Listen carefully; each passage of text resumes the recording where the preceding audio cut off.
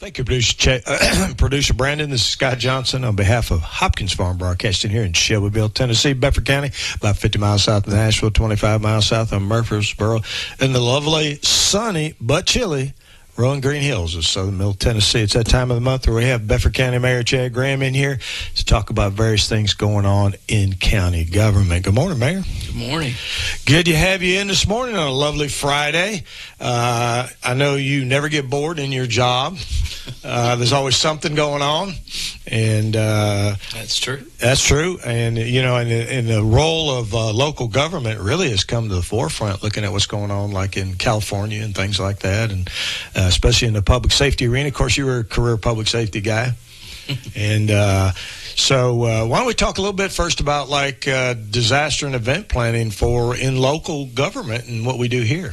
I do think that's what we're talking about a little bit this morning, because we're seeing, as you said in the national news, a lot of scrutiny and second kind of armchair quarterbacking, a lot of things that are going on. That never happens in government, ever. It does happen, and it's necessary. And it's okay. Yeah, I mean, it's appropriate, certainly, for that to be done.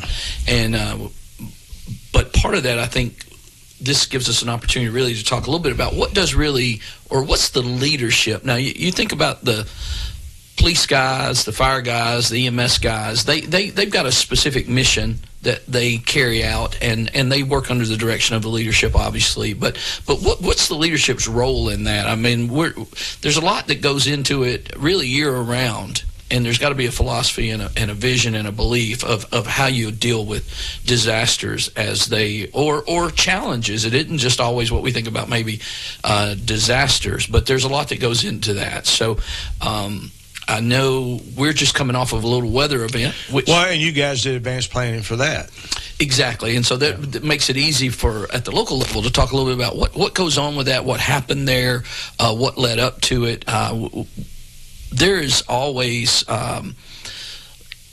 opportunity for improvement, and we always know that post-events, our teams take a look at what we done right, what we could have done better, and we're always looking for national standards and best practices. That's my philosophy. That certainly would be the philosophy of public safety folks. We're indoctrinated with that concept really in the early days of coming into public safety, because every event is different, and some people would like to say you can't manage chaos, but you can hedge your bets through structure and leadership, professional development, and certainly seeking national standards and best practices. That's been my goal. It was my belief in public safety when I was in that role. We've used that in the leadership role here in the mayor's office, and certainly I'm comfortable to say we're doing more right than we are wrong, but there's always room for improvement for what we do as well. No question about it, and it's one of those things you have to obviously plan for in advance. You can't plan out to the nth degree for everything. You can't have the total number of resources you need, because no local government can afford to have all the resources. Of course, that's why you work agreements with other mayors and other counties to have their resources come help us. But I know, let's use this winter event as an example. I know you guys, I'm sure emergency management was dealing with the weather service ahead of time and passing that information on. We consider the Highway Department a public safety agency during those kind of time frames, and I'm sure everybody was getting together, making sure everybody was on the same sheet of music and who was going to do what.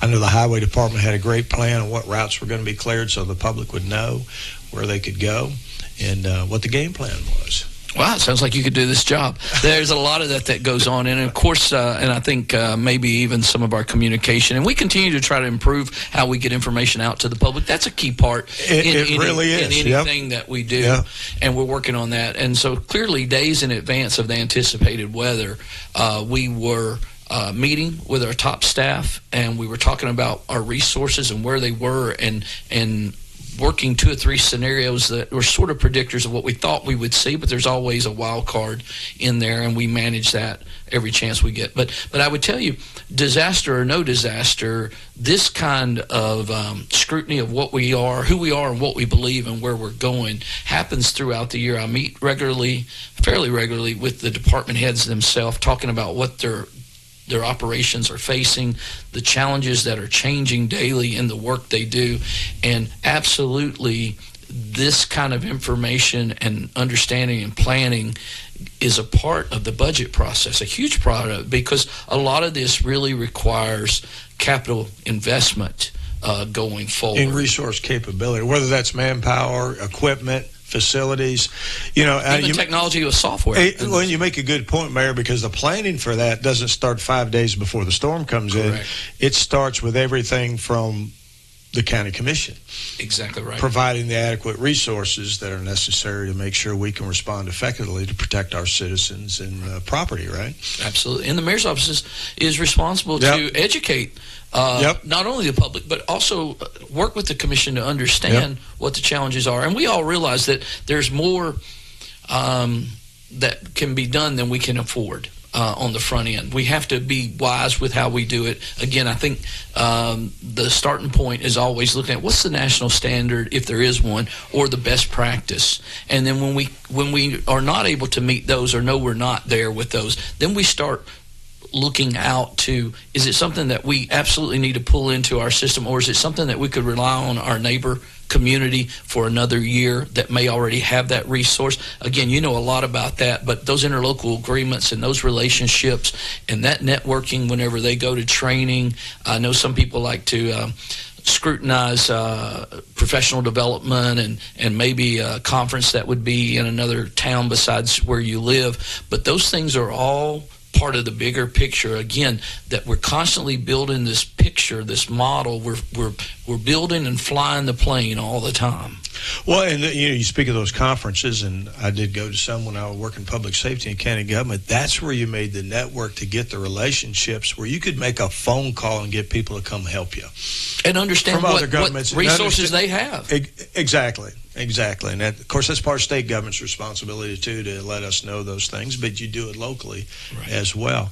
And it just reminds me, there's a lot of scrutiny now in Los Angeles about the defunding of the fire department. And you and I, we don't know the details on that. We don't know why that was done. We can't really even criticize that because we don't know everything but about what's going on. But the bottom line is we do have to, every time we walk through there, I know you guys, one of the things you did when you came in was really heavily focus on capital investment and what the priorities needed to be, right? Right. And, of course, back on my stump speech, without getting too far in that, education, public safety, and infrastructure were priorities to me, and I feel like they're at the core basis of really what the leadership or the administration or the government's daily role to the public is. Now, people like smaller government, less government, and don't want intrusive government unless your house is on fire and they're looking for the fire truck. And then they want 5 fire trucks and 2 mayors and whatever else that they can have. And we understand that. That makes sense. I would be in that same boat as an individual. But trying to strike that balance, working within the funding that you do have, but recognizing that there's always going to be evolution. And it's critical to understand that we must invest in our future. We don't need to just spend money, but we need to invest in our future. And I think those are 2 different models. They are in my mind. If you hear me say invest, I expect something in return. When you hear me say spend some money, then that's just doing goodwill. Right, because what we're basically focusing on, what's the capability and what do we need here? Exactly. Capability, because that may not be the same as a county in West Tennessee. Exactly. What do we need here and what's our capability and where are we at right now and where do we need to go? Exactly. In that capital investment process, it may take us 5 years to get there. I know this is not a public safety. Well, it is a public safety thing, but I know one of your goals was to get the kids out of portable classrooms because it is a severe public safety issue. It's also a learning environment issue. You better believe it. That couldn't be done overnight. Correct. But we're about to get there. Yeah, we didn't get in that shape overnight. We won't get out of there overnight. Right. But we've made great strides, and that's a wonderful term, great strides. And the school system is seeing the fruits of their labor and their commitment, leaning in on education, daily operations, the importance of what K-12 is supposed to be to that student. But the county has a role to provide an adequate and appropriate learning space and environment. And we've not done as good a job in the past as I would have liked to seen us done, but we have made great strides, and we're excited to be a part of that. And it's paying off. When we're all pulling the same direction, it's hard to argue that we're not going to move the needle. And the needle is moving for education, and that's the most critical investment we can make in our community. And I use the word investment, is our children. They are our future. No doubt about it. And I'll make a comment on what you were just talking about. Because right now you've got, obviously, the mayor's office, the county commission, and the school board all working in lockstep to improve things here. And Absolutely. that's what hasn't always been that way. But it's that way right now, I can say that. And part of that, we're working together to improve the education environment so those kids can get the proper foundation in a safe environment moving forward. And, we did have some education folks in here in the last couple of weeks on the radio, but they got a lot of good news lately on the advancements they've made, progression under the state grading system. Absolutely, and we're so proud of them for that. And we got a report the other night from the assistant, Tim Harwell, highlighting some of that. And I want to back up and just say, really in the role that I have and really our administration, you do stand on the shoulders of giants that come before you. I don't in any way suggest that prior administrations or prior leaders that have come into the system didn't do the best they could with what they had. But my position is we will wind up back in portables from time to time due to growth. We're about to get out of them short term, and we're excited about that. But what I don't want to see happen on my watch or for the leadership that will come after me someday is that we rely on portables to be our plan. That needs to not be our operation. When we have portables 20 plus years old and we've reached the point that we've either got to get rid of the portable, replace it, or build something, then we've not done as good a job as I think we're capable of doing in making sure we're keeping those investments in education. Absolutely, and we are about to get there. But you're right. I mean, at the growth of Bedford County is, I think we're looking at, about 1,000 people a year. It feels a lot like it. I think that's the last stat I heard that's the estimate. We get about 1,000 a year. We're at about, 53,000 people right now. 1,000 a year, say 200 of those are children. Which, I don't know if that's an accurate assessment. I'd say the number's a little higher than that, but yeah. And in an average size elementary school is probably 600 kids, so every 3 years you got to build another elementary school. Yeah, or a school into your system. Talking about an additional resource into your system, not correcting or upgrading resources you have. Portables are really not, that's really just correcting the current infrastructure. That's not really building for future capacity. That's really just catching us up. And so, and by that I mean this is not the end by saying we are near the point of not having portables. It's the beginning of our continued commitment to education and the infrastructure that has to go with education. And we have to stay focused on that.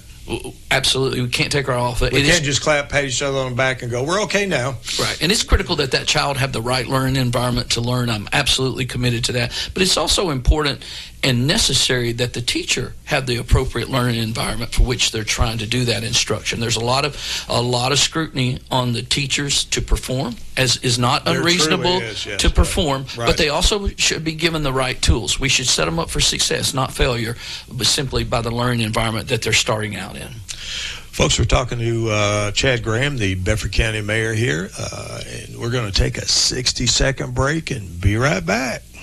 Kincaid's is proud to offer Beauty Rest Black to our customers. Beauty Rest Black represents a leap forward in bedding with sleep climate technology keeping you cool, and triple-stranded pocketed coils give you luxurious support all night long. Wake up refreshed and ready to take on the day with a new Beauty Rest Black mattress from Kincaid Service Company, 400 Madison Street, Shelbyville, across from the Speedway gas station, 931-684-5662. When's the last time you've seen the eye doctor? Don't wait. Whether it's little Carter's first pair of glasses or keeping a good eye on your vision health as you age, your eyes are a precious thing. See personalized care for the whole family and friendly faces at Dr. Hasty Family Eye Care on 605 North Main in Shelbyville, across from the U.S. Post Office. Striving to bring you excellence in optometry every single day. Don't put your family's vision off. Make an appointment today at 931-684-2020. Personalized eye care for the whole family at Dr. Hasty Family Eye Care. That's appropriate. Folks, this is Scott Johnson on behalf of Hopkins Farm Broadcasting here in Shelbyville, Tennessee, Bedford County. We're talking to Bedford County Mayor Chad Graham about all kind of different things going on in Bedford County government here. Mayor, when we went to the break, we were talking about, kind of all pulling in the same direction, whether it's the legislative branch, or in your case, executive branch. because a lot of folks work for you on that side. Working together to kind of make Bedford County a better place to live and work. And we were discussing, in this case, education and the successes they've had in the last couple of years. Absolutely. Have been. I know they came out with several of those schools getting A's. I think it's interesting the state went to that role because I guess the average citizen understands if you got an A, you got an A, right? Right. And a D is a D. And a D is a D. Yeah. But I'm more familiar fortunately, with you familiar with that? I'm more familiar with D's. Well, you went to those Cascade schools, didn't you? I did. I think they all got A's out there. Those schools did. Yeah. But so you're getting D's in an A school? Is that what you're telling me? Well, in my day, there was a lot of grace. But yeah, there's been a lot of great success out there, and that's a shout out goes to Dr. Garrett and her. Of course, it takes a huge team to do that, and I know it's our second largest employer here in Bedford County behind Tyson. So there's a lot going on out there, and we appreciate what they've been doing, and obviously it's paying off. For sure.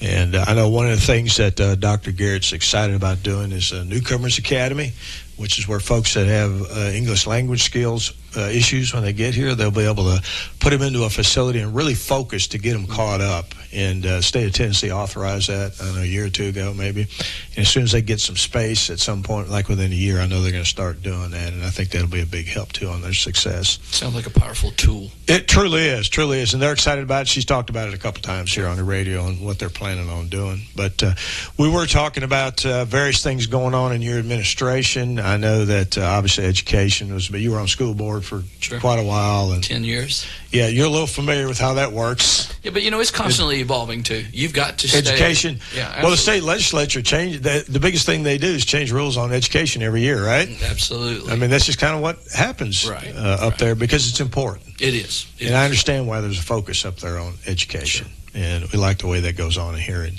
Tennessee. And by God, they just started back up. They did. I think it's the 114th. General is that what the number is?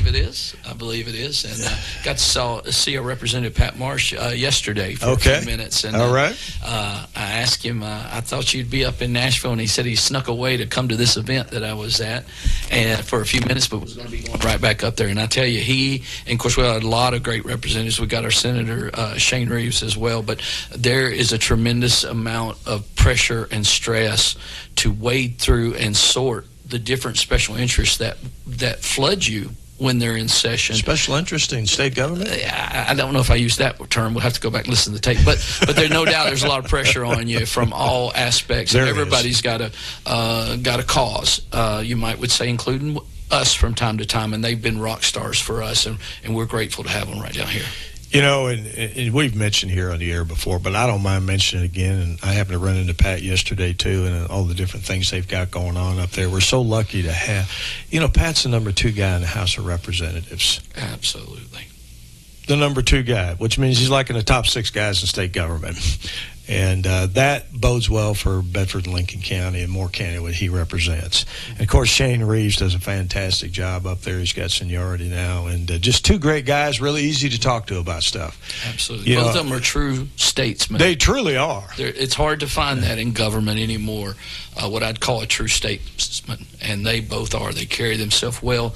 They are interested in representing their constituents, and they're always working for solutions, not necessarily partisan issues. And they'll ask you, what do you need? Right, Mayor? Absolutely, and that's powerful. And it is. It truly is. So what else you want to talk about? I know some of your priorities in your administration. Well, I don't know if it's a priority, but it's something that's kind of chattering around currently, so I think it's appropriate. And that's talking about solid waste a little bit. I think what you're really hearing as the community right now is maybe transfer station and some of these things about waste, and then we've been talking about we're talking about garbage right now. We're talking about garbage. I know you said solid waste, which is what we call it. We're talking about garbage, right? Yeah, which is a huge, huge thing. It's trash, and as long as there's people, there's going to be trash, and that number is going to grow in tonnage, and we pay to dispose of it. We're obligated to do that, obviously. And as more people come into the community, it just compounds it further.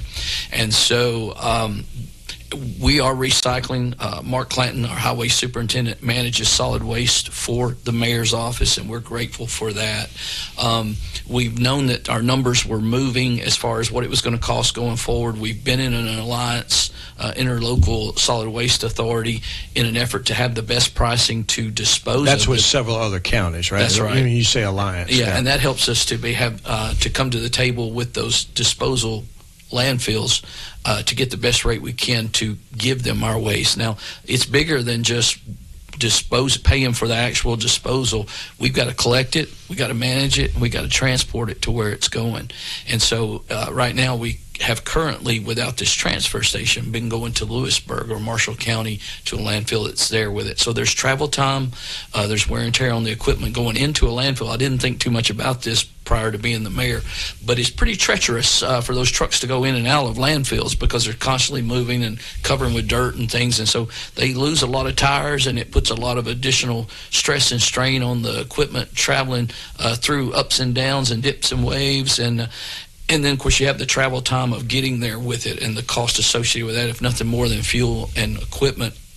So the ISWA is looking at transfer stations. They're looking at collection points is really what that means. It's not where the trash will stay, but it's not its final resting place. That's correct. But it's a stop point to get it all gathered into a mode of transportation, and then it be sent on to wherever it's going. So that's the conversation that's going on right now. You're seeing some in the news about it. I think the city is deciding whether to issue I don't know if it's going to take a zoning change or how they're going to do it, but sign off on a transfer station actually being right here in Bedford. That would, I just bring this up, that is the city's decision about whether they're going to allow it to be placed in the city of Shelbyville, but it will aid and benefit the county because instead of going to Lewisburg, which we currently are, and we may not be able to take our trash there in the future,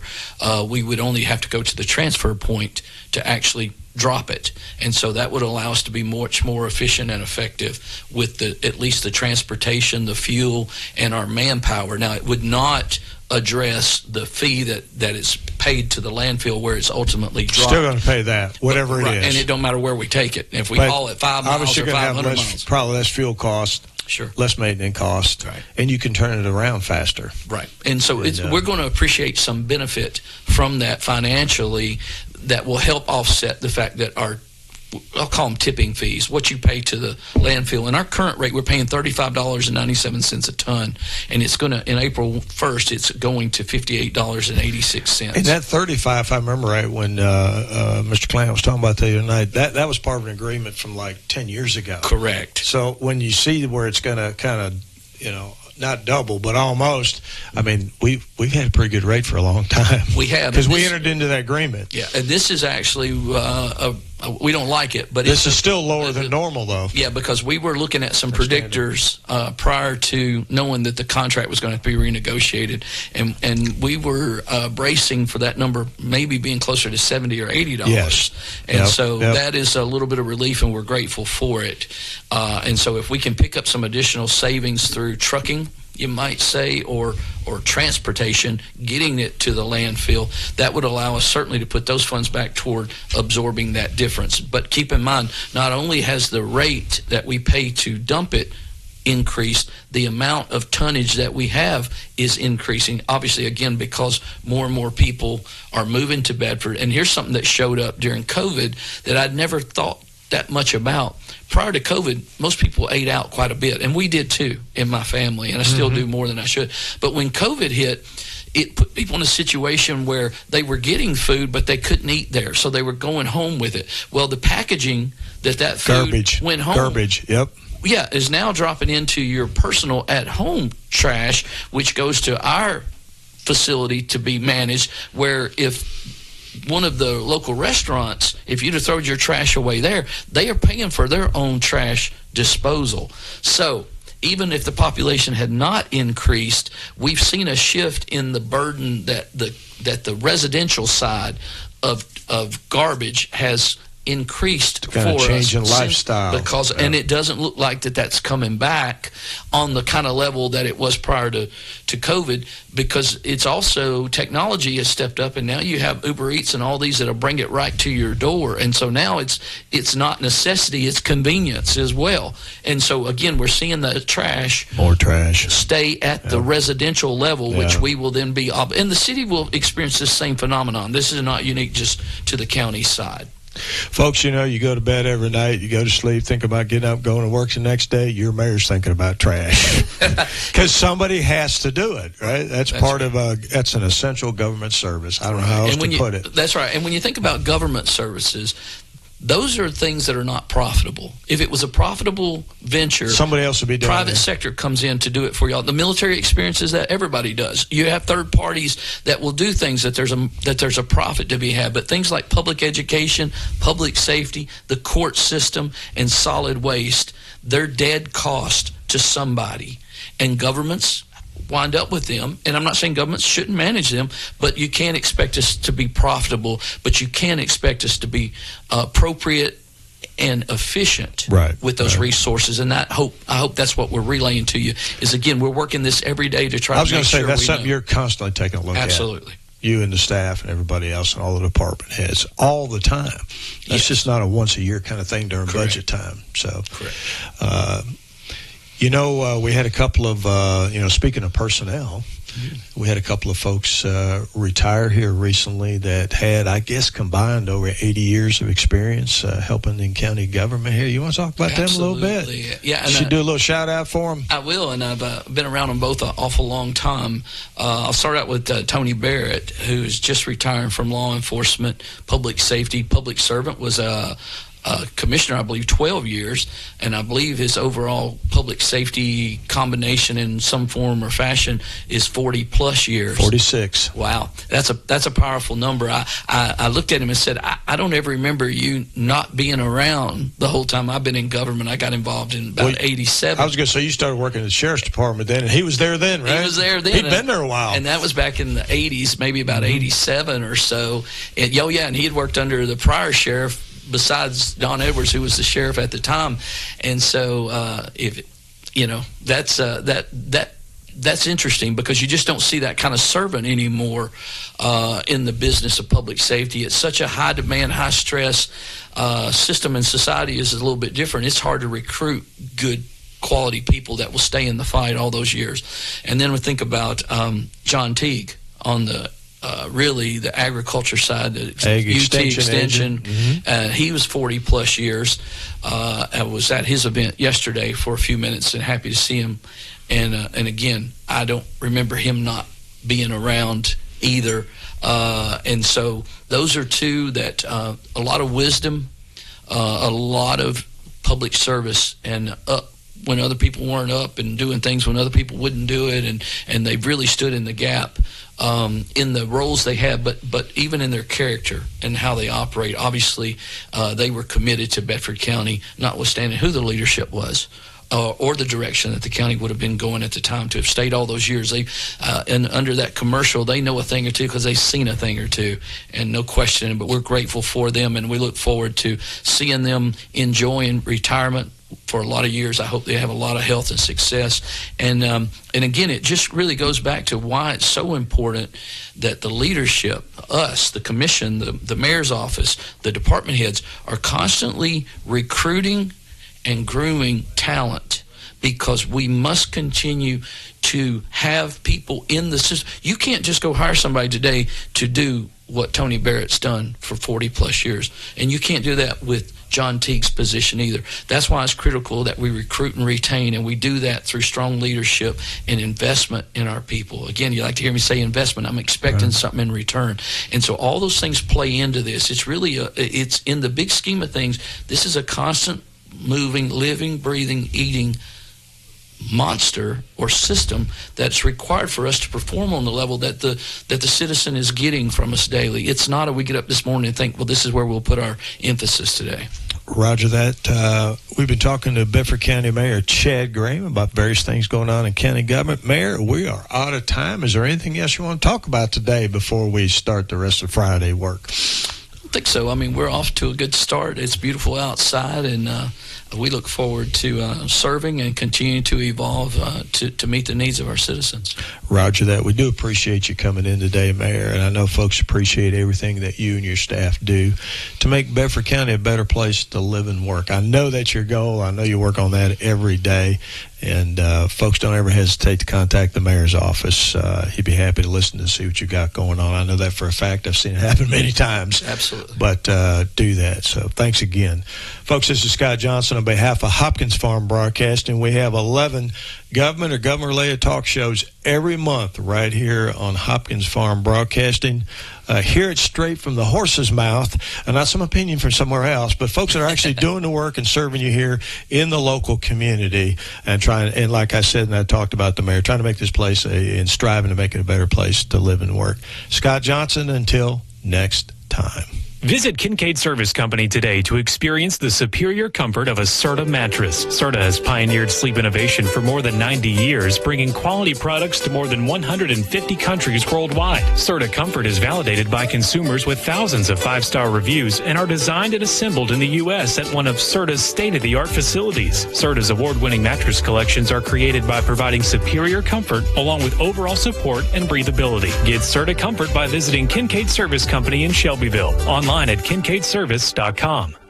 When's the last time you've seen the eye doctor? Don't wait. Whether it's little Carter's first pair of glasses or keeping a good eye on your vision health as you age, your eyes are a precious thing. See personalized care for the whole family and friendly faces at Dr. Hasty Family Eye Care on 605 North Main in Shelbyville, across from the U.S. Post Office. Striving to bring you excellence in optometry every single day. Don't put your family's vision off. Make an appointment today at 931-684-2020.